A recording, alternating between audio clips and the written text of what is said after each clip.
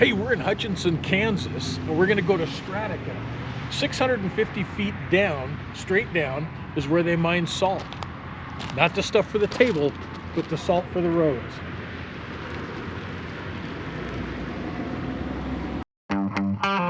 Welcome to What Doin'. We're Deb and Aaron, two retirees originally from Washington State who love to travel the country, make new friends, have new adventures, scuba dive, hike, cook, and just about anything outdoors.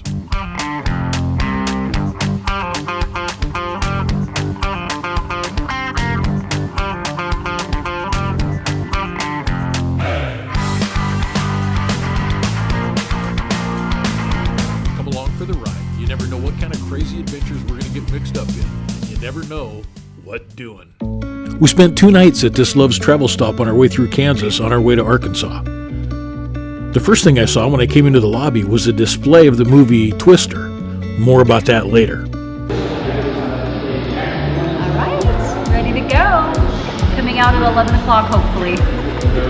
Okay, can I take the deck and then I'll put you on the guy's top sitting down? Sounds good. All right.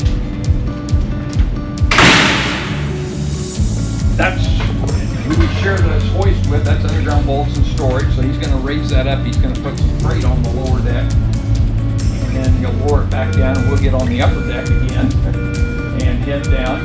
It'll take us 90 seconds to get underground. The elevator ride took us 650 feet straight down and 275 million years straight back in time. Now in 1887, a guy by the name of Ben Blanchard was drilling here looking for oil. Instead, he found salt. The mine actually didn't start production until 1923, and now it measures about 2.5 miles north and south and about 1.5 miles east and west.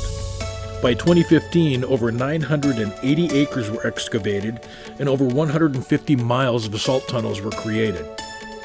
Now, this salt that's being mined is not food quality. It's used for de-icing roads, tanning hides, making aluminum and ice cream, and also as an additive for livestock feed. There are 15 to 16 full-time employees, and 500,000 tons of salt are mined every year. The tour begins with a self-paced, self-guided look at the world of mining. There are informative signs and hands-on displays where you learn what it is that you'll be seeing on the more in-depth portions of the tour. Packages include either just the self-guided portion, or like we did, the narrated tram tours. As you walk through the self-guided portion, you can still see where the workers spray painted their names and dates on the walls. In 1946, train cars replaced mules as transportation in the mines. They were stick welded together in Ohio and shipped to Kansas. At the mine, they were dismantled, lowered down the shaft in pieces, and then reassembled. They would carry 30 passengers, 15 comfortably. Everything used in the mine had to fit in the elevator or be dismantled and then reassembled once it got below, so only the bare minimum was brought down. Sort of like IKEA of the mining world. Hey Pop, isn't that your berry picking buggy?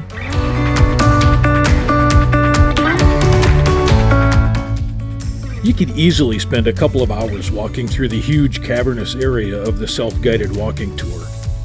When you see some of the displays, it makes you realize just how ingenious they were 100 years ago and how the advancements of machinery have helped today.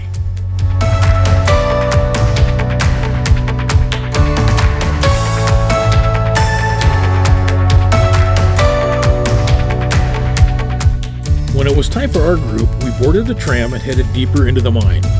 We explored areas that were mined in the 1940s and 50s. As we learned about only the necessities coming down the shaft, we also learned that nothing went up, so everything was left in the mine. And I mean everything. They built train tracks to carry the miners to the work area and the salt cars back to the lifts. As each tunnel was excavated, the tracks would be dismantled and moved to the next tunnel. We got to see several tunnels that had been blasted but not scooped up and transported yet. We even got to pick up a sample to bring home. Here was an unexpected twist to the tour. In the early 1960s, the government was looking for fallout shelters. The salt mine was identified as an area where large amounts of supplies could be kept, but it wasn't until they realized that moving large amounts of people underground with the small hoists made it a bad idea, so the government scrapped that. I'm actually old enough to remember the Cold War and doing duck and cover drills in school. Okay, remember the Twister display at the beginning?